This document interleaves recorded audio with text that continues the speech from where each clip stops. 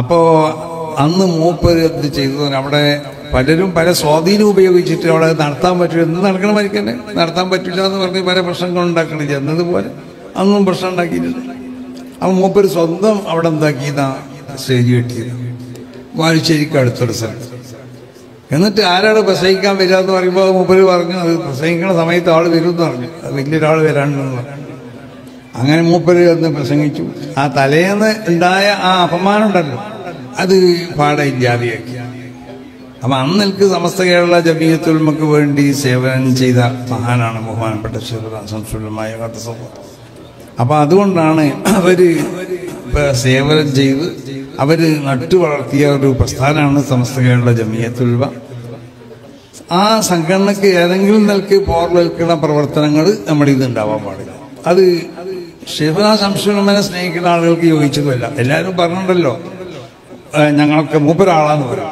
ഒരു ബന്ധം ഉണ്ടാവില്ല. ചിലപ്പോൾ മൂപ്പര് പോകുമ്പോൾ റോഡ് വന്നിട്ടുണ്ടാവും. അപ്പം എന്താ ബന്ധം എന്ന് ചോദിച്ചാൽ മൂപ്പര് പോകുമ്പോൾ ഞാൻ റോഡ് വന്ന് നോക്കിയെന്ന് പറയും. അങ്ങനെ പല ബന്ധങ്ങളും പലരും പറഞ്ഞുകൊണ്ട് ഇങ്ങനെ മൂപ്പരാളാണ്. കവി പറഞ്ഞില്ലേ വകുല്ലു യദ്ദഈ വസ്ലം ബിലൈല വലൈല ലാ തുഖിറു ലഹും ബിദാക. എല്ലാവരും പറയും ഞാൻ ലൈലൻ്റെ ആളാണ് ഞാൻ ഇങ്ങനെ അവളിൻ്റെ മുഖത്ത് നോക്കിയില്ല, എൻ്റെ മുഖത്ത് നോക്കിയില്ല, അപ്പം എൻ്റെതാണ് അവള്, എൻ്റെതാണ് അവള്, ഇങ്ങനെ ഓരോരുത്തരും പറയാൻ തുടങ്ങും. ലൈല ലാ തുഖിറു ലഹും ബിദാക, ലൈല അത് അംഗീകരിച്ചു കൊടുക്കണം ഞാൻ എന്നതുപോലെയാണ് ബന്ധങ്ങൾ പറയാൻ. പിന്നെ എല്ലാവർക്കും അങ്ങനെ ഇതൊരു വലിയൊരു സാധനമാണെന്ന് മൊത്തത്തിൽ മനസ്സിലായല്ലോ. ശൈഖുനാ ശംസുലുലമ എന്നുള്ളത് വലിയൊരു സംഭവമാണ്. അത് എങ്ങനെയെങ്കിലും ഒരു ബന്ധം ബഹുമാനപ്പെട്ടവരോട് ഉണ്ട് എന്ന് നമുക്ക് എന്താക്കണം, സ്ഥാപിക്കണം. അപ്പം അതിന് ആ ബന്ധം സ്ഥാപിക്കപ്പെടുന്ന രീതിയൊക്കെ ചിലപ്പോൾ കാണിക്കണം അത് ഒരു ബന്ധമായി പരിഗണിക്കാൻ പറ്റാത്തതായി. പിന്നെ ഒരാൾ മരിച്ച് വഫാത്തായി പോയാൽ അയാളോട് പല തരത്തിലുള്ള ബന്ധം നമുക്ക് പറയാമല്ലോ. മൂപ്പരോട് ചോദിച്ചാട്ട് ആവശ്യമില്ലല്ലോ, ചോദിച്ചാൽ അതിലോട്ട് പോകില്ലല്ലോ. അപ്പം എന്ത് പടായും പറയാം. അവരോട് ബന്ധപ്പെട്ട മറ്റുള്ള കാര്യങ്ങൾ മനസ്സിലാക്കി കൊടുക്കാം.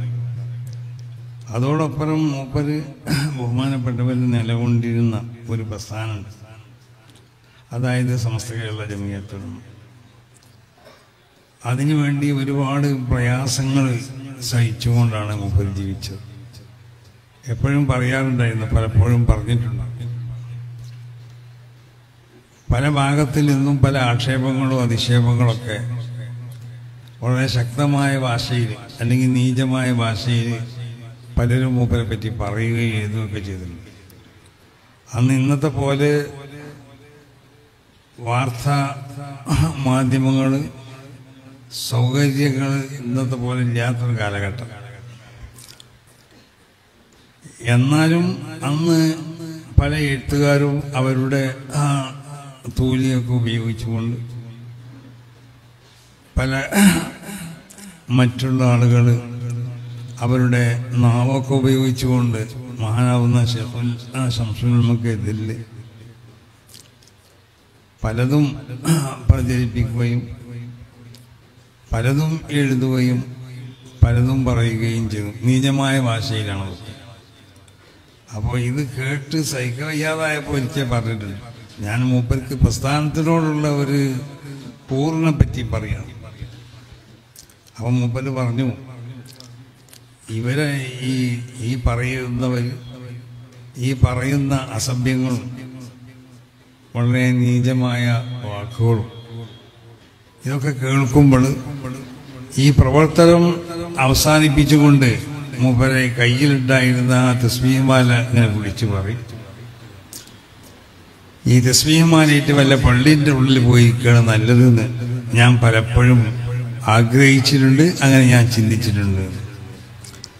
പക്ഷേ ഈ സംഘടന എന്നെ ഏൽപ്പിച്ചത് മഹാന്മാരാവുന്ന മശായിഖന്മാരാണ്. മൂപ്പരെ ഏൽപ്പിച്ചത് മഹാന്മാരാവുന്ന മശായിഖന്മാരാണ് അവരെ ഏൽപ്പിച്ചത്. അപ്പോൾ അതിൻ്റെ അടിസ്ഥാനത്തിൽ ഞാൻ ഇപ്പോൾ അതിന് ഞാൻ മുതിരുന്നില്ല. അല്ലെങ്കിൽ ഇതൊക്കെ പാടെ ഉപേക്ഷിച്ചുകൊണ്ടിട്ട് ആ പള്ളിൻ്റെ ഉള്ളിൽ പോയി ഇന്ന് ദിക്ർ എഴുതി ഇരിക്കാതെ ഞാൻ ഉദ്ദേശിക്കാത്തത് കൊണ്ടല്ല. അപ്പം നിങ്ങൾ മനസ്സിലാക്കണം എത്രമാത്രം പ്രയാസങ്ങളും ആക്ഷേപങ്ങളും വിമർശനങ്ങളൊക്കെയാണ് മൂപ്പര് അനുഭവിച്ചിട്ടുള്ളത്. പക്ഷേ ഈ പ്രസ്ഥാനം ഇവിടെ നിലനിൽക്കണം എന്നുള്ളത് മൂപ്പര് ആവശ്യമാണ്, നമ്മളെല്ലാവരുടെയും ആവശ്യമാണ്. കാരണം വിശുദ്ധമായ ദീൻ ഇവിടെ നിലനിൽക്കണം. ആ ദീൻ നിലനിൽക്കാൻ അതിനാവശ്യമാവുന്ന സംവിധാനങ്ങൾ ഓരോ കാലഘട്ടത്തിലും അല്ലാഹു സുബ്ഹാനഹു വ തആല ഉണ്ടാക്കിക്കൊണ്ടിരിക്കും. അത് സംഘടിതമായ സംവിധാനമായിരിക്കും. സംഘടിതമാവുന്ന സംവിധാനമാവുമ്പോൾ തന്നെ ചില വ്യക്തികളിൽ മാത്രം കേന്ദ്രീകരിച്ചായിരിക്കും. അതിനൊന്നും ആരും അസൂയപ്പെട്ടിട്ടോ അതിന് വേവലാതിപ്പെട്ടിട്ടോ കാര്യമില്ല. അത് ദീന്റെ സംവിധാനത്തിന് വേണ്ടി അല്ലാഹു സുബ്ഹാനഹു വ തആല ദീന്റെ നിലനിൽപ്പിന് വേണ്ടി അള്ളാഹു ഉണ്ടാക്കിയതായ ഒരു സംവിധാനമാണ്. വിശുദ്ധ ഖുർആനിൽ തന്നെ അല്ലാഹു സുബ്ഹാനഹു വ തആല അത് വളരെ വ്യക്തമായ നിലക്ക് അത് അള്ളാഹു പ്രഖ്യാപിച്ചിട്ടുണ്ട്. ഈ വിശുദ്ധ ശരീഅത്ത് അതിന് അള്ളാഹു ഞാനിവിടെ അവതരിപ്പിച്ചു. ഈ ശരീഅത്തിന്റെ ഓരോ കാലഘട്ടത്തിലും ഇത് മുൻകഴിഞ്ഞ അമ്പിയാക്കന്മാരുടെ ശരീഅത്ത് പോലല്ല, ഖിയാമത്ത് നാൾ വരെ നിലനിൽക്കപ്പെടേണ്ടതായ ഒരു ശരീഅത്ത്. മുൻകഴിഞ്ഞ അമ്പിയാക്കന്മാരുടെ തുടർച്ചയാണ് റസൂലുള്ളാഹി സ്വല്ലല്ലാഹു അലൈഹി വസല്ലം തങ്ങൾ നടത്തിയത്. അതായത് വിശുദ്ധമാവുന്നതായ ഇസ്ലാം ദീൻ, അള്ളാഹു ഇഷ്ടപ്പെട്ടതായ മതം അത് ഇസ്ലാമാണെന്നല്ലേ. അത് ആ ദീനിനെയാണ് മറ്റുള്ള അമ്പിയാക്കന്മാരും അടിസ്ഥാനപരമായി പ്രബോധനം ചെയ്തത് റസൂൽ തന്നെ. എന്ന് പറഞ്ഞാൽ വിശ്വാസപരമായ കാര്യങ്ങളിൽ അമ്പിയാക്കന്മാർ തമ്മിലൊരു അഭിപ്രായ വ്യത്യാസമില്ല. അപ്പോൾ റസൂലുള്ളാഹി സ്വല്ലല്ലാഹു അലൈഹി വസല്ലം തങ്ങൾ തന്നെ പറഞ്ഞു, ഏത് നബിമാരും അവരെ ഉമ്മത്തിനോട് ദജ്ജാലിനെ സംബന്ധിച്ച് അവർ പ്രത്യേകമായി കൊണ്ട് പുലർത്തിയിട്ടുണ്ട്. അത് വിശ്വാസപരമായ ഒരു കാര്യമാണ്. ആ കാര്യം ആദം നബി അലൈഹി സ്വലാത്തു വസ്സലാം മുതൽ ഈസാ നബി അലൈഹി സ്വലാത്തു വസ്സലാം വരെയുള്ള എല്ലാ അമ്പിയാക്കന്മാരും. അപ്പൊ അതുപോലെ വിശ്വാസപരമായ കാര്യങ്ങളിൽ അമ്പിയാക്കന്മാർ തമ്മിൽ ഒരു അഭിപ്രായ വ്യത്യാസമില്ല. അതാണ് നബി സല്ലല്ലാഹു അലൈഹി വസല്ലം തങ്ങൾ പ്രഖ്യാപിച്ചതും അൽ അംബിയാഹു ഔലാദു അല്ലാത്ത്. അടിസ്ഥാനപരമായ കാര്യങ്ങളിൽ യാതൊരു അഭിപ്രായ വ്യത്യാസവും ഇല്ലാതെ ഒരു ഉമ്മന്റെ മക്കളെ പോലെ പ്രവർത്തിച്ചവരും ഇവിടെ ദഅവത്ത് നടത്തിയവരുമാണ് മഹാന്മാരാവുന്ന അമ്പിയാക്കന്മാർ. പക്ഷേ അമ്പിയാക്കന്മാർ ശരീഅത്തിൽ ചില വ്യത്യാസങ്ങളൊക്കെ ഉണ്ടായിട്ടുണ്ട്. അത് ഓരോ കാലഘട്ടത്തിലും അല്ലാഹു സുബ്ഹാനഹു വ തആല ആ ശരീഅത്തിന് ഓരോ ആ കാലഘട്ടത്തിലുള്ള ജനങ്ങളുടെയും അവരിലേക്ക് നിയോഗിക്കപ്പെട്ട പ്രവാചകന്റെയും ആ പ്രദേശത്തിൻ്റെയും ഒക്കെ സ്വഭാവങ്ങൾ മനസ്സിലാക്കിയിട്ടുള്ളതായ ചില നിയമ സംഹിതകളായിരിക്കും അവർക്ക് നൽകിയിട്ടുള്ളത്. അത് അത് ദീർഘകാലം നീണ്ടുനിൽക്കാൻ പറ്റിയ ശരീഅത്തല്ല. അത് പ്രത്യേകമാവുന്ന അവധികൾക്കുള്ളിൽ മാത്രമേ അത് നടപ്പിലാക്കാൻ പാടുള്ളൂ. ആ അവധികൾ കഴിഞ്ഞാൽ അത് ദുർബലപ്പെടുത്തപ്പെടേണ്ടതാണ്, അല്ലെങ്കിൽ അത് ദുർബലപ്പെടുത്തപ്പെടും. അങ്ങനെ ചില അമ്പിയാക്കന്മാരുടെ കാലഘട്ടത്തോടു കൂടി അവരെ ശരീഅത്ത് ദുർബലമാക്കപ്പെടും. ചില അമ്പിയാക്കന്മാരുടെ ശരീഅത്ത് മറ്റ് ചില നബിമാരുടെ കാലഘട്ടത്തിൽ കൂടി നീണ്ടു നിൽക്കും. ചിലപ്പോൾ 2-3 അമ്പിയാക്കന്മാർക്ക് ഒരു ശരീഅത്തായിരിക്കും. അങ്ങനെ മുൻകഴിഞ്ഞ അമ്പിയാക്കന്മാരിൽ അങ്ങനെ വ്യത്യസ്തമാവുന്ന പല സ്വഭാവത്തിൽ അള്ളാഹു ശരീഅത്തിൽ നൽകിയിട്ടുണ്ട്. ഇപ്പം മൂസ നബി അലൈഹി സ്വലാത്തു വസ്സലാമിന്റെ ശരീഅത്ത് അത് ഈസാ നബി അലൈഹി സ്വലാത്തു വസ്സലാമിന്റെ ശരീഅത്ത് കൊണ്ടാണോ അതിനെ ദുർബലമാക്കപ്പെടുന്നത്? അതല്ല റസൂലുള്ളാഹിന്റെ ശരീഅത്ത് കൊണ്ടാണ്? അഭിപ്രായ വ്യത്യാസം. ഏതായാലും റസൂലുള്ളാഹിന്റെ ശരീഅത്ത് കൊണ്ട് ദുർബലമാക്കപ്പെടും എന്നതിൽ സംശയമില്ല. പക്ഷേ റസൂലുള്ളാഹിന്റെ ശരീഅത്ത് വരുന്നതിന് മുമ്പ് ഈസാ നബി അലൈഹി സ്വലാത്തു വസ്സലാമിന്റെ കാലഘട്ടത്തിലും മൂസ നബി അലൈഹി സ്വലാത്തു വസ്സലാമിന്റെ ശരീഅത്ത് അത് പ്രായോഗികമാണ് എന്ന് പറയുന്ന പണ്ഡിതന്മാരുണ്ട്. അതല്ല, അത് പ്രായോഗികമല്ല, അത് ഈസാ നബിന്റെ ശരീഅത്തോടു കൂടി അതിന് ദുർബലമാക്കപ്പെട്ടു എന്ന് പറയുന്ന പണ്ഡിതന്മാരുണ്ട്. അത് പണ്ഡിതന്മാർക്കിടയിലുള്ളതായ ഒരു അഭിപ്രായ വ്യത്യാസമാണെന്ന്. ഏതായാലും എല്ലാ ശരീഅത്തുകളും റസൂലുള്ളാഹിന്റെ ശരീഅത്തോടു കൂടി അതിനെ ദുർബലമാക്കപ്പെടും. ഈ ശരീഅത്ത് ഇവിടെ എന്തുകൊണ്ടാണ് ഈ ശരീഅത്ത് അത് പൂർണ്ണമായ ശരീഅത്താണെന്ന വിശുദ്ധ ഖുർആനിന്റെ പ്രഖ്യാപനം. വതമ്മത്ത് കലിമത്തു റബ്ബിക സിദ്ഖൻ വഅദ്ല. നബിയെ തങ്ങളിലേക്ക് അല്ലാഹു സുബ്ഹാനഹു വ തആല അവതരിപ്പിച്ച ഈ ശരീഅത്തിന്റെ അഹ്കാമുകൾ, ഇതിനോട് ബന്ധപ്പെട്ട കാര്യങ്ങളൊക്കെ അത് പൂർണ്ണമായതാണ്. അപൂർണതയുള്ള ഒന്നും അതിലില്ല. എല്ലാ നിയമങ്ങളും പൂർണ്ണത. നമുക്ക് തോന്നും, ചിലപ്പോൾ അല്പജ്ഞാനികളായ ആളുകൾക്ക് ചിലപ്പോൾ തോന്നും ഈ നിയമം പൂർണ്ണമല്ലല്ലോ. അതതിൻ്റെ ആഴത്തിലേക്ക് ഇറങ്ങി മനസ്സിലാക്കാതെ, ഇതാണ് ശൈഖുനാ ശംസുൽ അവിടെ ചെയ്തതായ ഒരു ദൗത്യം. ശരീഅത്തിന്റെ എല്ലാ അഹ്കാമുകളും അത് പൂർണ്ണത ഉള്ളതാണെന്ന് സ്ഥാപിക്കാതെ ബഹുമാനപ്പെട്ട വെച്ച് ശരീഅത്തിന്റെ അഹ്കാമുകൾ അത് സാദിഖത്താവുന്നതായ കലിമത്തുകളാണ് എന്ന് സ്ഥാപിക്കുകയാണ്. അത് വാദിലാണ്, അത് ആദിലത്താവുന്ന കലിമാത്തുകളോ വളരെ നീതിയുള്ള കലിമത്തുകളോണ് ശരിയാത്തുള്ളത്. അപ്പൊ നീതി ഇല്ലാത്ത ഒന്നും ശരിയാത്തില്ല. നീതി ഇല്ലാത്തതെന്ന് പലരും പറഞ്ഞിട്ടുണ്ടല്ലോ. ഇപ്പൊ സ്ത്രീകളെ സംബന്ധിച്ചിടത്തോളം അവർക്ക് ചില വിഷയങ്ങളിലൊന്നും നീതി കൊടുത്തില്ല ചില ആക്ഷേപം. അതതിനെ സംബന്ധിച്ച് ശരിക്കും പഠിക്കാത്തത് കൊണ്ടാണ്, ആയത്തിൽ ഇറങ്ങി പഠിക്കാത്തത് കൊണ്ടാണ് നമുക്കും ആ സംശയങ്ങൾ വരുന്നത്. അപ്പൊ ഇതൊക്കെയാണ് ഈ സംഗതികൾ. അപ്പൊ ശരിയാത്ത് അത് പൂർണ്ണമായ ശരിയാത്താണ്, അത് സാദിഖത്തായ ശരിയാത്താണ്, അത് നീതിപൂർവ്വമുള്ള ശരിയാത്താണ് എന്നൊക്കെ അത് സ്ഥാപിക്കപ്പെടാനാണ്, അതിനെ സ്ഥാപിക്കുകയാണ്. അതിനെ ലക്ഷ്യങ്ങൾ ഉപയോഗിച്ചുകൊണ്ടിട്ട് ഉദ്ധരിച്ചുകൊണ്ടിട്ട് ഈ വിഷയത്തിനെ ഇവിടെ സ്ഥാപിക്കുകയും അതോടൊപ്പം നമ്മളെല്ലാവരും പറയുന്നത് പോലെ വിശുദ്ധമായ അഹ്ലുസുന്നത്തി വൽ ജമാഅത്ത്, അതാണല്ലോ ഈ ശരിയാത്ത് എന്ന് പറഞ്ഞാൽ അതാണ് ദീൻ എന്ന് പറഞ്ഞത്. ആ അഹ്ലുസുന്നത്തി വൽ ജമാഅത്തിന്റെ ആശയങ്ങൾ അതാണ് ഇവിടെ ശരിയായ ആശയങ്ങൾ. അതല്ലാത്ത എല്ലാം തള്ളപ്പെടേണ്ടതാണ്. ആ നിലക്ക് അഹ്ലുസുന്നത്തി വൽ ജമാഅത്തിന്റെ ആശയാദർശങ്ങളെ അത് സ്ഥിരപ്പെടുത്താൻ, അതിലുള്ള സംശയങ്ങൾ ജനങ്ങൾക്ക് പൂർണ്ണമായി അത് നീക്കി കൊടുക്കാറ്, അതിനെ എതിർക്കേണ്ട സ്ഥലത്ത് ഖണ്ഡന പ്രസംഗം കൊണ്ട് എതിർക്കുക, മുനാദറ ചെയ്യേണ്ടടുത്ത് മുനാദറ ചെയ്യുക. ആ നിലക്ക് പ്രവർത്തിച്ച വലിയ മഹാനാവുന്ന ശംസുലമായ അതിനു വേണ്ടിയാണ് ഈ പ്രസ്ഥാനം, ഈ സമസ്തകളുടെ ജമിയത്തുൽ ഉലമ എന്ന് പറഞ്ഞ പ്രസ്ഥാനത്തിന് ഇവിടെ സ്ഥാപിക്കപ്പെട്ടത്. എനിക്ക് പല ലക്ഷ്യങ്ങളുണ്ട്. ആ ലക്ഷ്യങ്ങളിൽപ്പെട്ടത് തന്നെയാണ് വിദ്യാഭ്യാസപരമാവുന്ന ഉന്നതിക്ക് വേണ്ടി പ്രവർത്തിക്കുക. അത് എല്ലാവിധ വിദ്യാഭ്യാസവും, ശരീരത്തെ എതിർക്കാത്ത ഏതെല്ലാം വിദ്യാഭ്യാസമുണ്ടോ ആ വിദ്യാഭ്യാസത്തിന് വേണ്ടിയൊക്കെ. കാരണം മനുഷ്യനേറ്റ് അവന്റെ ഉത്ഭവം മുതൽ ബന്ധപ്പെട്ട് കിടക്കണമെന്നാണ് വിദ്യാഭ്യാസം എന്നുള്ളത്. അങ്ങനല്ലേ? അല്ലമ ആദമൽ അസ്മാ കുല്ലഹാ. ഈ ലോകത്തുള്ള എല്ലാവിധ അറിവുകളും ടെക്നോളജികളും എന്തെല്ലാം ഉണ്ടോ അതൊക്കെ അല്ലാഹു സുബ്ഹാനഹു വ തആല ആദനബിക്ക് പഠിപ്പിച്ചു കൊടുത്തു. അപ്പൊ എങ്ങനെ ആദനബിതെല്ലാം കൂടി പഠിക്കുക? അത് ഈ പഠിക്കുക എന്ന് പറഞ്ഞിട്ടാണെങ്കിൽ അത് നമ്മളെ സാധാരണ നമ്മളെ ഈ ആത്മാവും ശരീരവും കൂടിയ ആത്മാവ് ശരീരത്തിലേക്ക് ഇങ്ങനത്തെ സംഗതികൾ പഠിക്കാൻ ചിലപ്പോൾ നമുക്ക് ദീർഘമായ സമയങ്ങളും മറ്റൊക്കെ എടുക്കേണ്ടി വരും. ആത്മാവിനെ ശുദ്ധീകരിക്കപ്പെട്ടു ആ ആത്മാവ് കൊണ്ടാണെങ്കിൽ അതിക്ക് വലിയ സമയങ്ങളൊന്നും വേണ്ട, നിമിഷങ്ങൾ മതി. അതാണ് റസൂൽ സല്ലല്ലാഹു അലൈഹി വസല്ലമ തങ്ങൾ വഹീനെ സ്വീകരിച്ചത് അത് ആത്മാവ് കൊണ്ടാണെന്ന് നമ്മൾ പറഞ്ഞു. കാരണം വഹി അവതരിപ്പിക്കപ്പെടുമ്പോൾ ഒരായത്ത് മാത്രമല്ല അവതരിപ്പിക്കപ്പെടുന്നത്. ആ അവതരിപ്പിക്കപ്പെടുന്ന സമയത്ത് തന്നെ ആ ആയത്തിനോട് ബന്ധപ്പെട്ട തഫാസീറുകൾ കേൾപ്പിക്കപ്പെടുകയാണ് റസൂലുള്ളാഹി. വേറെ സമയത്തല്ല. ഒരു സമയത്ത് കേൾക്കപ്പെടുന്നത് പലതുമാണ്. ആ ആയത്തിന്റെ ഓതണ്ട ശൈലികൾ 10 7 എത്ര ഉണ്ടോ അത് മുഴുവൻ ആ സമയത്ത് പഠിപ്പിക്കപ്പെടും. ആ സമയത്ത് തന്നെ അതിന്റെ തജ്വീദിന്റെ ഖവായിദുകൾ മുഴുവനും പഠിപ്പിക്കപ്പെടും. അതിലുള്ള ഹുറൂഫുകൾക്കുള്ള മഖാരിജുകളെ സംബന്ധിച്ച് പഠിപ്പിക്കപ്പെടുകയാണ്. അതിനോട് ബന്ധപ്പെട്ട് പിന്നീട് മുജ്തഹിദീകളാവുന്ന ഇമ്മത്ത് അവര് ഇസ്തിംബാത്ത് ഇൽഹാർ ചെയ്യുന്നതായ മസായിലുകൾ, ആ മസായിലുകൾ മുഴുവൻ പഠിപ്പിക്കപ്പെടുകയാണ്. ഇപ്പോൾ വംസഹൂബി റൂസിക്കുന്നു പറയുമ്പോൾ നബി കേൾക്കുന്നത് വംസഹൂബി റൂസിക്കുന്നുള്ളത് മാത്രമല്ല, വംസഹൂ എന്നുള്ളത് എന്ത് ഫിഇലാണ്, അവിടുത്തെ ബാന എന്തെല്ലാം നിലക്ക് ഉപയോഗിക്കുക.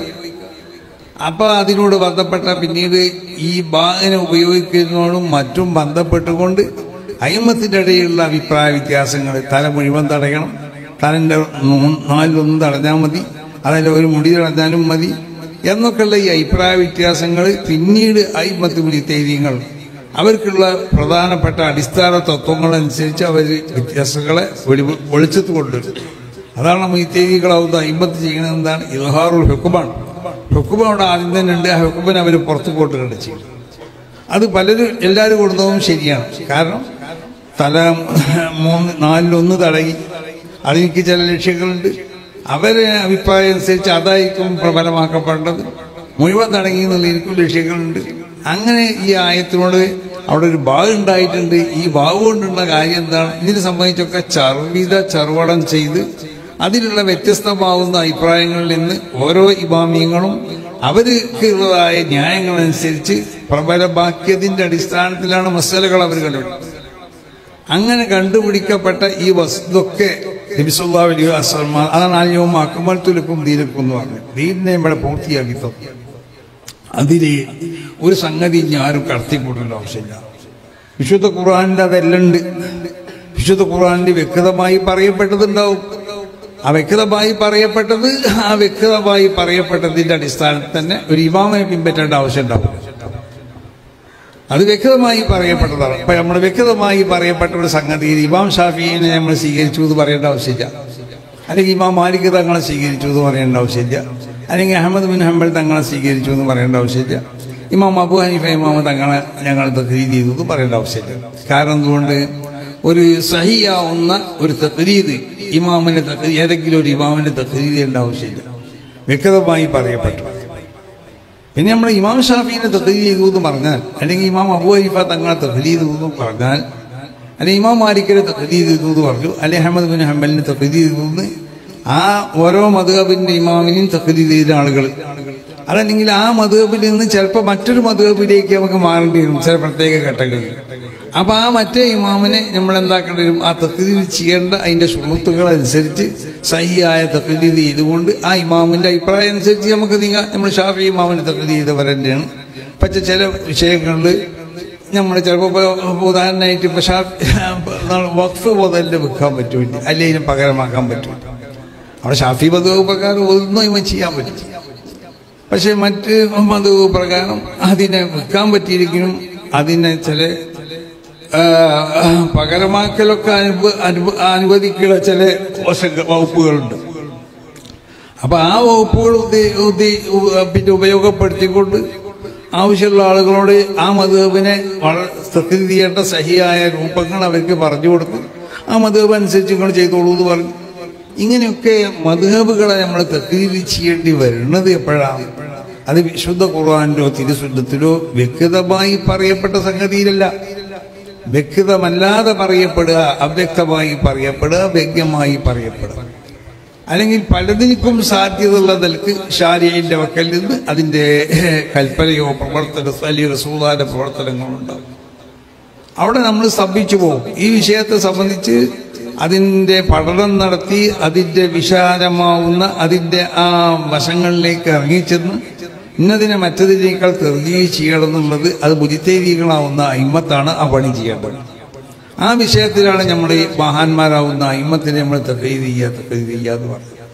അപ്പൊ അങ്ങനത്തെ അയിമ്മത്തുകൾ പിന്നീട് അവര് വെളിച്ചത്ത് കൊണ്ടുവരുന്ന ഹുക്മുകൾ, ആ ഹുക്മുകൾ റസൂലുള്ളാഹി സ്വല്ലല്ലാഹു അലൈഹി വസല്ലം തങ്ങളിലേക്ക് അല്ലാഹു അവതരിപ്പിച്ചു. എപ്പോഴും ആ ആയത്ത് ഓതി കേൾപ്പിക്കപ്പെടുന്ന സമയത്ത് തന്നെ ഇതെല്ലാം നബി കേൾക്കണം. നമുക്കങ്ങനെ കഴിയും.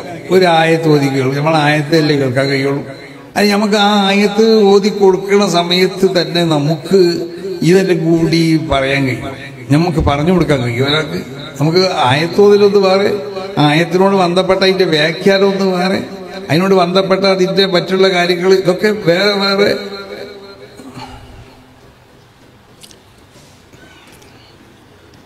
ബഹുമാനപ്പെട്ട നമ്മുടെ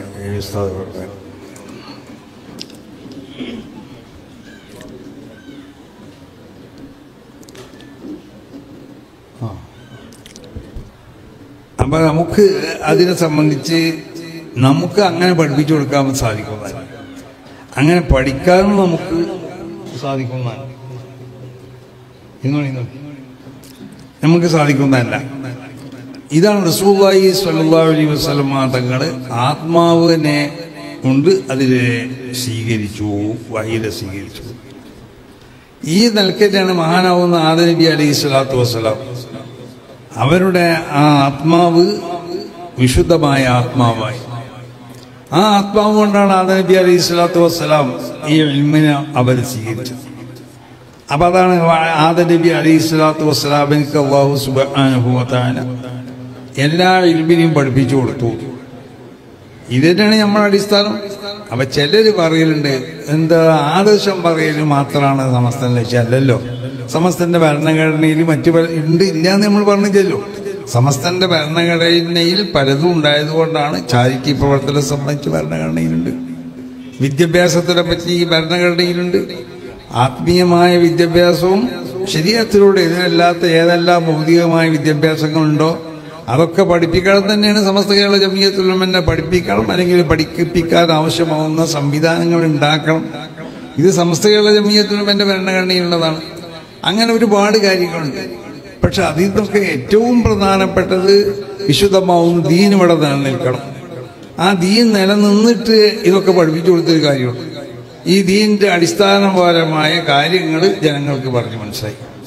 എങ്ങനെയാണ് റസൂലുള്ളാഹിയിൽ നിന്ന് സഹാബത്ത് ഈ ദീനിനെ സ്വീകരിച്ചത്, അവർ ഈ ദീനിനെ മനസ്സിലാക്കിയ ആ ദീന് ഏതാണ്, അത് വളരെ വ്യക്തമായ നിലക്ക് ജനങ്ങൾക്ക് പറഞ്ഞ് മനസ്സിലാക്കി കൊടുക്കണം. അതുകൊണ്ടാണ് ആദർശത്തിലേക്ക് ഏറ്റവും വലിയ ഒരു മുൻഗണന സമസ്ത കേരള ജമിയത്തുൽ ഉലമ നടക്കുന്നത്. അപ്പൊ പിന്നെ ആദർശത്തിനോട് ഇഷ്ടമില്ലാത്ത ആളുകൾ പറയും ആദർശം മാത്രമല്ലോ മറ്റോ ഒക്കെ ഉണ്ട്. അത് ആദ്യം ഈമാൻ വേണ്ടേ, ഈമാൻ ശരിയാവണമല്ലോ, അങ്ങനെയല്ലേ? എന്നിട്ട് എല്ലാ സംഗതികളും ഈമാനിൽ നിന്ന് ഉത്പാദിപ്പിക്കപ്പെടും. അങ്ങനെയാണ് ഈമാനെ ശരിയാക്കുക ആദ്യം. അത് ആ ശരിയായ നിലയ്ക്ക് ഈമാൻ ഹൃദയത്തിൽ അത് ഇറങ്ങി വന്ന് ആ ഈമാനിക്ക് ഏതെങ്കിലും നിലക്കുള്ള പോറലുകൾ ഉണ്ടാക്കുന്ന ഒരു സംഗതി ഉണ്ടാവാൻ പാടില്ല. അതായത് വിശ്വാസം ശരിപ്പെടുത്തണം ആദ്യം. ആ വിശ്വാസം ശരിപ്പെടുത്തി കഴിഞ്ഞാൽ ആ വിശ്വാസത്തിൽ നിന്നാണ് ഉത്ഭവിപ്പിക്കപ്പെടേണ്ടത് സർവ്വ അമലുകളെയും. നിസ്കാരാണെങ്കിലും നോമ്പാണെങ്കിലും ഹജ്ജാണെങ്കിലും മറ്റുള്ള ഏത് പ്രവർത്തനങ്ങളാണെങ്കിലും അതൊക്കെ ഉത്പാദിപ്പിക്കപ്പെടുന്നത് അത് ഈമാനിൽ നിന്നാണ്. അപ്പൊ ഈമാനിൽ നിന്ന് എല്ലാ നന്മകളെയും ഉത്പാദിപ്പിക്കപ്പെടുന്നതൽക്ക് അവന്റെ വിശ്വാസങ്ങൾ എന്താവണം, അത് ശരിപ്പെടണം. അത് ശരിപ്പെട്ട് കഴിഞ്ഞാൽ പിന്നെ അതിൻ്റെ ഉത്പാദിപ്പിക്കപ്പെടുന്നത് വിശുദ്ധമായ അഹ്ലു സുന്നത്തി വൽ ജമാഅത്തിന്റെ ആ സ്വഭാവത്തിലായിരിക്കും. അപ്പൊ അതുകൊണ്ടാണ് ആദർശത്തിനെ സംബന്ധിച്ച് ഏറ്റവും അധികം പ്രാധാന്യം നമ്മൾ കൊടുക്കുന്നത്. മഹാനാവുന്ന ശൈഖുനാ ശംസുൽ ഉലമ തന്നെ പല സ്ഥലത്തും നമ്മൾ കേട്ടിട്ടുണ്ടല്ലോ. പല സ്ഥലത്തെങ്കിലും ഒരു സ്ഥലത്തെങ്കിലും ബഹുമാനപ്പെട്ടവർ സ്വന്തം സ്റ്റേജ് കെട്ടി കഴിയുന്നത് വരെ ആരാണ് പ്രസംഗിക്കാൻ വരിക എന്ന് ആർക്കും അറിയില്ല. കാരണം അന്നും ചില പോക്കിത്തരം കളിച്ച ആളുകളൊക്കെ ഉണ്ടായിരുന്നു വന്നിട്ട് പല ശല്യം ചെയ്യണേ. അപ്പൊ അതിന്റെ തലേ ദിവസം ചില പതി അബ്ദുൽ ഖാദർ മുസ്ലിയാർ അവര് തോറ്റത് അവര് പ്രചരിപ്പിച്ചു. അത് പ്രചരിപ്പിക്കാൻ ചില പ്രത്യേകമാവുന്ന അതിന്റെ സ്വാധീനമുള്ള വ്യക്തികളുണ്ടായിരുന്നു. അത് സുന്നികൾ പരാജയപ്പെട്ടു. അന്ന് ഷെയ്ഖുന ഈ രംഗത്ത് അറിയപ്പെടുന്ന ആളല്ലായിരുന്നു. മൂപ്പര് അന്ന് വളരെ ചെറുപ്പക്കാരൻ. അപ്പോ അന്ന് മൂപ്പര് എന്ത് ചെയ്തു, അവിടെ പലരും പല സ്വാധീനം ഉപയോഗിച്ചിട്ട് അവിടെ നടത്താൻ പറ്റില്ല, എന്ന് നടക്കണ മരിക്കന്നെ നടത്താൻ പറ്റില്ല എന്ന് പറഞ്ഞ് പല പ്രശ്നങ്ങൾ ഉണ്ടാക്കണില്ല. എന്നതുപോലെ അന്നും പ്രശ്നം ഉണ്ടാക്കിയിട്ടുണ്ട്. അപ്പൊ മൂപ്പര് സ്വന്തം അവിടെ എന്താക്കിയതാ സ്റ്റേജ് കെട്ടിയത് വാഴശ്ശേരിക്ക് അടുത്തൊരു സ്ഥലത്ത്. എന്നിട്ട് ആരാണ് പ്രസംഗിക്കാൻ വരിക എന്ന് പറയുമ്പോൾ മൂപ്പര് പറഞ്ഞു അത് പ്രസംഗിക്കുന്ന സമയത്ത് ആള് വരും എന്ന് പറഞ്ഞു. അത് വലിയൊരാൾ വരാണ്ടെന്ന് പറഞ്ഞു. അങ്ങനെ മൂപ്പര് ഒന്ന് പ്രസംഗിച്ചു. ആ തലേന്ന് ഉണ്ടായ ആ അപമാനം ഉണ്ടല്ലോ അത് പാടെ ഇല്ലാതെയാക്കി. അപ്പൊ അന്നെനിക്ക് സമസ്ത കേരള ജമിയത്തുൽ ഉലമക്ക് വേണ്ടി സേവനം ചെയ്ത മഹാനാണ് ബഹുമാനപ്പെട്ട ശൈഖുനാ ശംസുൽ ഉലമ. അപ്പൊ അതുകൊണ്ടാണ് അവര് സേവനം ചെയ്ത് അവര് നട്ടു വളർത്തിയ ഒരു പ്രസ്ഥാനമാണ് സമസ്ത കേരള ജമിയത്തുൽ ഉലമ. ആ സംഘടനക്ക് ഏതെങ്കിലും നിലക്ക് പോർലേൽക്കുന്ന പ്രവർത്തനങ്ങൾ നമ്മുടെ ഇത് ഉണ്ടാവാൻ പാടില്ല. അത് ശൈഖുനാ ശംസുൽ ഉലമനെ സ്നേഹിക്കുന്ന ആളുകൾക്ക് യോജിച്ചതുമല്ല. എല്ലാവരും പറഞ്ഞിട്ടുണ്ടല്ലോ ഞങ്ങളൊക്കെ മൂപ്പരാളാന്ന് പറയും. ഒരു ബന്ധം ഉണ്ടാവില്ല. ചിലപ്പോൾ മൂപ്പർ പോകുമ്പോൾ റോഡ് വന്നിട്ടുണ്ടാവും. അപ്പൊ എന്താ ബന്ധം എന്ന് ചോദിച്ചാൽ മൂപ്പർ പോകുമ്പോൾ ഞാൻ റോഡ് വന്ന് നോക്കിയെന്ന് പറയും. അങ്ങനെ പല ബന്ധങ്ങളും പലരും പറഞ്ഞുകൊണ്ട് ഇങ്ങനെ മൂപ്പരാളാണ്. കവി പറഞ്ഞില്ലേ എല്ലാവരും പറയും ഞാൻ ലൈലന്റെ ആളാണ്. ഞാൻ ഇങ്ങനെ അവളിന്റെ മുഖത്ത് നോക്കിയില്ല, എന്റെ മുഖത്ത് നോക്കിയില്ല. അപ്പൊ എന്റേതാണ് ഓള്, എന്റേതാണ് അവള്, ഇങ്ങനെ ഓരോരുത്തരും പറയാത്തോളൂ. ലൈല അല്ല തുഖീറുലഹും ബിദാക്ക, ലൈല അത് അംഗീകരിച്ചു കൊടുക്കണില്ല എന്നതുപോലെയാണ് ബന്ധങ്ങൾ പറയാൻ. പിന്നെ എല്ലാവർക്കും അങ്ങനെ ഇതൊരു വലിയൊരു സാധനമാണെന്ന് മൊത്തത്തിൽ മനസ്സിലായല്ലോ. ശൈഖുനാ ശംസുൽ ഉലമ എന്നുള്ളത് വലിയൊരു സംഭവമാണ്. അത് എങ്ങനെങ്കിലും ഒരു ബന്ധം ബഹുമാനപ്പെട്ടവരോട് ഉണ്ട് എന്ന് നമുക്ക് എന്താക്കണം, സ്ഥാപിക്കണം. അപ്പൊ അതിന് ആ ബന്ധം സ്ഥാപിക്കപ്പെടുന്ന രീതിയൊക്കെ ചിലപ്പം കാണിക്കണം അത് ഒരു ബന്ധമായി പരിഗണിക്കാൻ പറ്റാത്തതായി. പിന്നെ ഒരാൾ മരിച്ച് വഫാത്തായി പോയാൽ അയാളോട് പല തരത്തിലുള്ള ബന്ധം നമുക്ക് പറയാലോ. മൂപ്പരോട് ചോദിച്ചാൽ ആവശ്യമില്ലല്ലോ, ചോദിച്ചാൽ അതിലോട്ട് പോകില്ല. അപ്പൊ എന്ത് പടായും പറയാം, മനസ്സിലായില്ലേ?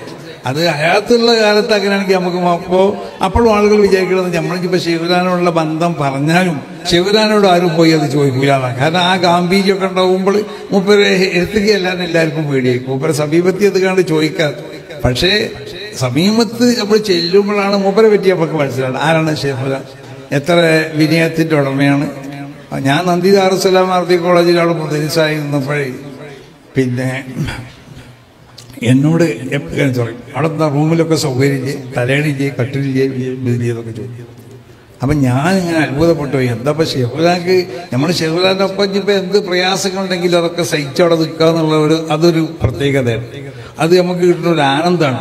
മൂപ്പരൊപ്പം കൂടിയിട്ട് എന്നോട് എപ്പോഴും പറയലുണ്ട്, എല്ലാ കിതാബിലുള്ള എന്ത് സംശയങ്ങളും കൂടി ചോദിച്ചോളി, അതൊക്കെ ഞാൻ അതിന് മറുപടി പറഞ്ഞു തരും. അങ്ങനെ എല്ലാം പറയലുണ്ട്. അപ്പം ആ നിലയ്ക്ക് കുറേ ഇൽമിയാവുന്ന ഒരു തഫവുക്ക് ഉണ്ടാക്കി തീർക്കുക. പല ഇൽമുകളും മൂപ്പരിൽ ഇസ്തിഫാത്ത് ചെയ്യാന്നുള്ള നിലക്കാണ് നമ്മളവിടെ നിൽക്കണത്. സൗകര്യങ്ങളിലേക്കല്ല അന്ന് നോക്കണത്.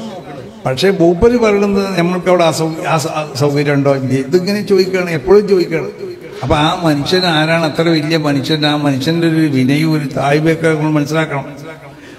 അപ്പം ഇന്ന് നിൽക്കുന്ന വലിയ നമ്മൾ മനസ്സിലാക്കുന്നത് പോലുള്ള ഒരു ആളല്ല ബഹുമാനപ്പെട്ട ശൈഖുനാ ശംസുൽ ഓരോ വ്യക്തികളെയും ആ വ്യക്തികളെ മനസ്സിലാക്കി അവർക്കുള്ള സ്ഥാനങ്ങളും മറ്റും നൽകി, അത് ചെറിയവനാണെങ്കിൽ ചെറിയവനെയും അത് ബഹുമാനിക്കുകയോ അവൻ്റെ കാര്യങ്ങളൊക്കെ പരിഗണിച്ചുകൊണ്ടും പിന്നെ ജീവിത രീതി നമുക്ക് കാണിച്ചു തന്ന വലിയ മഹാനാണ് ബഹുമാനപ്പെട്ടവർ. പക്ഷെ ആളുകൾ അവരെ പറ്റി മനസ്സിലാക്കിയത് ചിലർ പറയും വലിയ പണ്ഡിതരാണ് എന്ന് പറയും. അത് വലിയ പണ്ഡിതരാവണമെങ്കിൽ അതിനടിസ്ഥാനപരമായി ഉണ്ടാവേണ്ട ചില ഗുണങ്ങളുണ്ട്. ആ ഗുണങ്ങളൂടി ഉണ്ടാവണം, എന്നാലേ വലിയ പണ്ഡിതരാവണം. ആ വലിയ പണ്ഡിതനെന്ന് ഷെഹുലാനെ പറ്റി പറയാം. അതായത് ഉഖ്റവിയാവുന്ന ആലിമാണ്. ഒരു ഉഖ്റവിയായ ആലിമിനിക്ക് ഉണ്ടാവേണ്ട ആ ഗുണം അവർക്കുണ്ടായിരുന്നു. മഹാനാവുന്ന സക്കരിയ അൻസാരി തങ്ങളെ പറ്റി പറയലുണ്ട്. സക്കരിയ അൻസാരി തങ്ങൾ ഷാഫിഉ സഗീർ എന്നുള്ള പേരിൽ അറിയപ്പെട്ട മഹാനാണ്. വലിയ ശിഷ്യന്മാരായിരുന്നു ബഹുമാനപ്പെട്ടവരുടെ ശിഷ്യന്മാർ.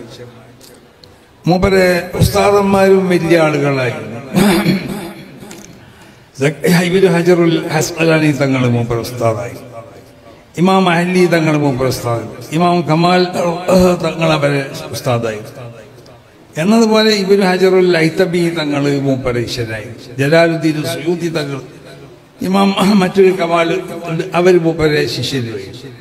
അപ്പം മൂപ്പര് അഭിമാനത്തോടു കൂടി എപ്പോഴും പറയലുണ്ട്, അന ബൈനൽ ഹജറൈനി ഒബൈനൽ ജലാലൈനി ഒബൈനൽ കമാലൈനി. അല്ലെങ്കിൽ മൂപ്പര് പറയും നശഅ്തു ബൈനൽ ഹജറൈനി ഒബൈനൽ ജലാലൈനി ഒബൈനൽ കമാലൈനി. രണ്ട് ഹജറിന്റെ ഇടയിലാണ് എൻ്റെ വളർച്ച എന്ന് പറഞ്ഞാൽ ഞാൻ ഇത്ര വലുതാവാൻ കാരണം ഒരു വലിയ ഹജറിനെ കൊണ്ട് ഞാൻ കിതാബ് ഓതി. ഏറ്റവും വലിയൊരു ഹജറിലേക്ക് ഞാൻ കിതാബ് ഓതി കൊടുത്തും ചെയ്തു. അപ്പൊ ഈ ശിഷ്യനും ഈ ഉസ്താദുമാണ് ഇന്നത്ര മാത്രം വളർത്തിയത്. ഒബൈനൽ ജലാലൈനി, രണ്ട് ജലാലിന്റെ ഇടയിലുമാണ് എൻ്റെ വളർച്ച. എൻ്റെ ഉസ്താദ്മാരിൽ വലിയൊരു ജലാലുണ്ട്, എൻ്റെ ഇഷ്യന്മാരെ കൂട്ടത്തിലും വലിയൊരു ജലാലുണ്ട്. ഒബൈനൽക്ക് എൻ്റെ ഉസ്താദ്മാരെ കൂട്ടത്തിൽ വലിയൊരു കമാലുണ്ട്, എൻ്റെ ഇഷ്യന്മാരെ കൂട്ടത്തിലൊരു കമാലുണ്ട്. അപ്പൊ ഈ പ്രഗത്ഭരാവുന്ന ഉസ്താദ്മാരിൽ നിന്ന് പഠിച്ചു, ഏറ്റവും പ്രഗത്ഭരാവുന്ന ശിഷ്യന്മാർക്ക് കിതാബ് ഓതി കൊടുത്തു. ഇതാണ് എൻ്റെ വളർച്ചന്റെ നിദാനെന്ന് സക്കരിയ അൻസാരി പറയുന്നത്. വലിയ മഹാനായിരുന്നു സക്കരിയ അൻസാരി. എത്രത്തോളം എന്ന് പറഞ്ഞാൽ അവസാന കാലഘട്ടത്തിൽ പല മഹല്ലുകത്തുകൾക്കുള്ള ഖാദി സ്ഥാനം മൂപ്പരെ ഏൽപ്പിക്കപ്പെട്ടപ്പോൾ അത് ആദ്യം അടിച്ചു നിന്നു മൂപ്പര്. പിന്നെ മൂപ്പര് തോന്നി ഇത് നമ്മൾ ഏറ്റെടുത്തിട്ടില്ലെങ്കിൽ അനർഹരുടെ കയ്യിൽ അത് വരുമല്ലോ. അങ്ങനെയാണ് മൂപ്പര് അത് ഏറ്റെടുത്തത്. ഇതൊക്കെ അപ്പൊ പല ഭാഗത്തും പണം വരാൻ തുടങ്ങി. അങ്ങനെയല്ലേ, കാളിപ്പണം ഉണ്ടാവുമല്ലോ, അതിങ്ങനെ വരാൻ. അപ്പൊ മൂപ്പര സ്വഭാവം എന്ന് കിട്ടുന്ന പണമൊക്കെ കൊടുത്തു തീർക്കാന്നുള്ളത്. അപ്പൊ മൂപ്പരെടുത്ത് എപ്പോഴും ഇത് വാങ്ങാൻ വരുന്ന ആളുകളുണ്ട്. അപ്പൊ മൂപ്പരെടുത്ത് ബസ്സല ചോദിച്ചാൽ ഒരു വിഭാഗം ആളുകൾ വന്ന് അവർക്ക് ബസ്സല പറഞ്ഞു കൊടുക്കുന്ന സമയത്താണ് ഒരാൾ സാധാരണ വാങ്ങാൻ വന്നവൻ ആ പൈസ ചോദിച്ചാൽ വന്നത്. അപ്പൊ സക്കരിയ അൻസാരി തങ്ങൾ അയാൾ അവിടെ നാട്ടി ഓടിച്ചു. അപ്പൊ ഈ വന്നവർക്ക് തോന്നി ഈ ബസ്സല ചോദിക്കുന്നവർക്ക് വല്ലാത്തൊരു ബോധ്യരാണ്. ഒരു പാവപ്പെട്ടവൻ എന്തോ ഒരു പൈസക്ക് വന്നിട്ട് അത് കൊടുക്കാതെ അവനെ ആട്ടി ഓടിച്ചല്ലോ. ഇത് ചില മഹാന്മാരുടെ സ്വഭാവത്തിൽ പെട്ടതാണ്. അവർ വലിയ ധർമ്മിഷ്ഠരാണെന്ന് ജനങ്ങൾക്ക് മുന്നിൽ അവനെ കാണിച്ചു കൊടുക്കില്ല. പക്ഷെ ഇവനാക്ക് അങ്ങനെ ചില സ്വഭാവങ്ങളുണ്ട്. അപ്പൊ സക്കരിയ അൻസാരി തങ്ങൾ ഷാഫിഉ സഗീർ എന്നുള്ള പേരിൽ അറിയപ്പെട്ടു. വലിയ പണ്ഡിതനായിരുന്നു, വലിയ പണ്ഡിതന്മാരിന്ന് കിതാബ് ഓതി പഠിച്ചു, വലിയ പണ്ഡിതന്മാർക്ക് ഓതി കൊടുത്തു. ഇങ്ങനത്തെ ഒക്കെ ഈ വലിയ മഹാനാവുന്ന സക്കരിയ അൻസാരി തങ്ങൾ അതോടൊപ്പം മൂപ്പര് അള്ളാഹുവിന്റെ ഔലിയാക്കന്മാരിൽപ്പെട്ട വലിയ മഹാൻ വേണം. അതാണ് യഥാർത്ഥ പണ്ഡിതൻ എന്ന് പറഞ്ഞാൽ. അതാണ് അവന് വിലായത്തുണ്ടാവണം, എന്നാലേ അവൻ പണ്ഡിതനാവും.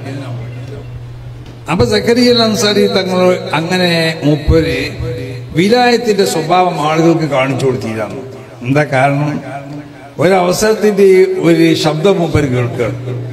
യാ സക്കരിയ തസത്തർ വിലായത്തക ബിൽ ഫിഖ്. സക്കരിയ, നിന്റെ വിലായത്തിന് നീ ഫിഖ് കൊണ്ട് മറച്ചോ. ഈ ആലിമാണെന്ന് പറഞ്ഞാൽ മതി, ഈ കിതാബ് ഓതി കൊടുത്താൽ മതി. ഇങ്ങനെ മറ്റതൊക്കെ പറഞ്ഞുകൊണ്ട് ഇങ്ങനെ വെള്ളം ഊതാനും അതേപോലെ തന്നെ പിന്നെ ആളുകൾക്ക് മറ്റ് തല്ലി കഴിച്ച് ഇങ്ങനെ ആ പണിയിട്ട് നിൽക്കണ്ട. അപ്പൊ നീ വലിയാണെന്ന് മനസ്സിലാക്കി പിന്നെ ആളുകളൊക്കെ ഇതിൽ വരും. അപ്പൊ നിനക്ക് യാതൊരു സമയം കിട്ടൂല കിതാബ് ഓതി കൊടുക്കാനൊക്കെ. അപ്പൊ ആളുകൾ അത് അറിയണ്ട ഇത് വലിയാണെന്നുള്ള ആ വശം. തസത്തർ വിലായത്തൊക്കെ ബിൽ ഫിഖ്, ഫിഖ് കൊണ്ട് വിലായത്തിന് നീ മറച്ചോ. ഈ സ്വഭാവത്തിൽ മഹാനാവുന്ന ശൈഖുനാ ശംസുൽ ഉണ്ടായിരുന്നു. അങ്ങനെ മൂപ്പര് നമ്മളെ മുന്നിലൊക്കെ നമ്മളെ കാണുമ്പോൾ എന്തോ ഒരു ദുനിയാവിനോട് വലിയ ആർത്തിയുള്ള ഒരു പണ്ഡിതനാണെന്ന് ചിലപ്പോൾ പലർക്കും തോന്നിയിട്ടുണ്ടാവും. പലരും അങ്ങനെ മൂപ്പരെ പറ്റി പറഞ്ഞിട്ടുണ്ട്, പലരും അങ്ങനെ വിലയിരുത്തിയിട്ടുണ്ട്. അപ്പോൾ മൂപ്പര് പറയുന്നുണ്ട്, മൂപ്പർക്ക് എന്തെങ്കിലും പൈസ കൊണ്ടേ കൊടുത്താൽ മൂപ്പര് വേഗം പറയും, ആ അങ്ങോട്ട് തന്നാളെന്ന് പറയും, ഞാനിത് കാത്തിക്ക് എത്തിച്ച് കൊണ്ടുവരുമോ എന്നുള്ളത് എന്നൊക്കെ പറഞ്ഞ് ഭയങ്കര ആവേശമാക്കി പറയും. അപ്പൊ എന്നോട് പറഞ്ഞിരിക്കുക, തങ്ങളെ എനിക്കാരെങ്കിലും പൈസ കൊടുത്തെന്നാൽ ഞാൻ വേഗമാകും, നിങ്ങൾക്ക് കൊടുത്തെന്നാൽ നിങ്ങൾ എന്താ പറയില്ല, അവിടെ വെച്ചോളി അവിടെ വെച്ചോളി എന്നല്ലേന്ന്. അപ്പൊ നമ്മളവിടെ വെച്ചോളി എന്ന് പറഞ്ഞാൽ ഇവിടെ വെച്ചോളി എന്നാ പറയേണ്ടത്, അല്ലാതെ ആ കൊടുന്നോന്റെ കിസിയിൽ അവിടെ വെച്ചോന്നല്ല. അപ്പൊ നിങ്ങളവിടെ വെച്ചോളി വെച്ചോളി തന്നെ ഞങ്ങളെ കിസിയിൽ വെച്ചോളി.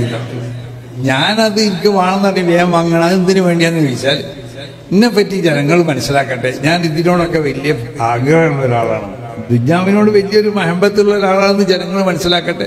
മൂപ്പർക്ക് സക്കീൽ അൻസാരി കണ്ടില്ല, അവൻ അവിടുന്ന് ആട്ടി എന്ന് പറഞ്ഞു. പൈസ വയ്ക്കാൻ വന്നവൻ ആട്ടി ഓടിച്ചു. മസാലയൊക്കെ പറഞ്ഞു കൊടുത്ത ആളുകൾ പോയി ശേഷം പിന്നെ അവനെ ഒളിപ്പിച്ചു കണ്ട് ഓന് കൊടുക്കാനുള്ളതൊക്കെ കൊടുത്തു.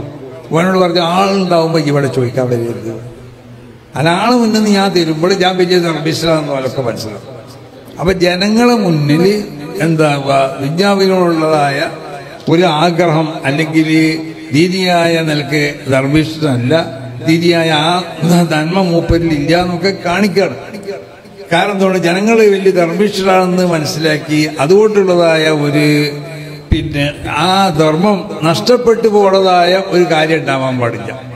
അങ്ങനെ നമ്മൾ മനുഷ്യന്മാരാണല്ലോ. അപ്പൊ നമ്മൾക്ക് അങ്ങനെയാണ്, നമ്മൾ വലിയ ധർമ്മിഷ്ഠ ഇങ്ങനെ പറഞ്ഞു നമുക്കങ്ങനെ തോന്നും വലിയ ധർമ്മിഷ്ഠനാണെന്ന്. നമ്മൾ ഹാത്തിമത്തായി വലിയ ധർമ്മിഷ്ഠനാണെന്ന് പറയലുണ്ടല്ലോ. അപ്പോ അത് ഹാത്തിമിനേക്കാൾ വലിയ ധർമ്മിഷ്ഠന്മാർ വേറെയുണ്ടായിരുന്നു. അപ്പോ അത് അങ്ങനെ ആവുമ്പോഴെന്താവും, അത് ചിലപ്പോൾ മോശമായ ഒരു ചിന്താഗതിയിലേക്ക് വന്നുകൂടുന്നുള്ള നിലക്ക് ദുനിയാവിനോടുള്ള മഹബത്ത് ജനങ്ങളെ മുന്നിൽ അതെന്താക്കി, അത് ബഹുമാനപ്പെട്ടവരുടെ ഒരു സ്വഭാവമായിരുന്നു. ബഹുമാനപ്പെട്ട ശൈഖുനാ ശംസുൽ അതിനോടൊക്കെ ആർത്തിണ്ട് ജനങ്ങൾക്ക് തോന്നിപ്പിക്കാം. യഥാർത്ഥത്തിൽ ഓഹുവ മുനസ്സവുല്ല, അതെല്ലാത്തിനും തൊട്ട് മുമ്പ് പരിശുദ്ധരാണ്. അപ്പൊ അങ്ങനത്തെ മഹാനാവുന്ന ശൈഖുനാ ശംസുലുമായ ഖദ്ദസുള്ള അവര് അങ്ങനെ പലതും ഒരു ദുന്യവിയാവുന്ന ഒരു താല്പര്യമുള്ള ആളാണെന്ന് പ്രകടിപ്പിക്കണ പലതും മൂപ്പരിലെന്ന് ചിലപ്പോൾ കാണാം. നമുക്ക് കണ്ടില്ല, എന്തെങ്കിലും സാധനം കണ്ടാൽ ചിലർ വാച്ച് കെട്ടി വരും. അവന്റെ മനസ്സിൽ ശൈഖുനാനെ പറ്റി മോശമായ ചില വിശ്വാസങ്ങളുണ്ടാവും. നിന്റെ അടുത്ത് നല്ല വാച്ച് ഉണ്ടല്ലോടാ, ആ വാച്ച് ഇട്ട് കാട്ടിക്കാം. നിന്റെ മൂപ്പരടുത്തുള്ള ഒരു താഴ്ന്ന വാച്ചാണ്, അത് ഈ വാച്ച് മൂപ്പര് കെട്ടുമോ? അത് കെട്ടൂല. അപ്പൊ അവന് തോന്നിപ്പിക്കുകയാണ്. അത് അവൻക്ക് അങ്ങനത്തെ ചില വിശ്വാസങ്ങൾ മൂപ്പരെ പറ്റി ഉണ്ടാവുമ്പോൾ അതൊന്നും കൂടി തയ്ച്ച് അങ്ങനത്തെ തന്നെ പറ്റി വിശ്വസിച്ചോ ജാതിയിലൂടൊക്കെ. അല്ലെങ്കിൽ മൂപ്പർക്ക് വാച്ച് ആരെങ്കിലും എടുത്തിട്ട് വാച്ച് വാങ്ങേണ്ട ആവശ്യമാണ്. മൂപ്പർക്ക് വാച്ച് വേണമെന്ന് പറഞ്ഞാൽ അത് മൂപ്പർക്ക് ജനങ്ങൾ വാച്ചിന്റെ കടവിടെ കൊണ്ടുപോയി മൂപ്പരെ ബലി കൊണ്ടുപോയി കൊടുക്കും എന്തായിട്ട്. അത് പിന്നെ അതാണ്. അപ്പൊ അങ്ങനത്തെ ചില സ്വഭാവങ്ങൾ പ്രകടിപ്പിക്കുമ്പോൾ അല്പന്മാർക്ക് തോന്നലെന്താ, ഇത് ദുനിയാവായിട്ട് വലിയ ബന്ധമുള്ള ഒരാളാണ്. അതല്ല, മൂപ്പര് യഥാർത്ഥ ഒരു ആലിമാണെന്ന് നിങ്ങൾക്ക് വിശ്വാസമുണ്ടോ?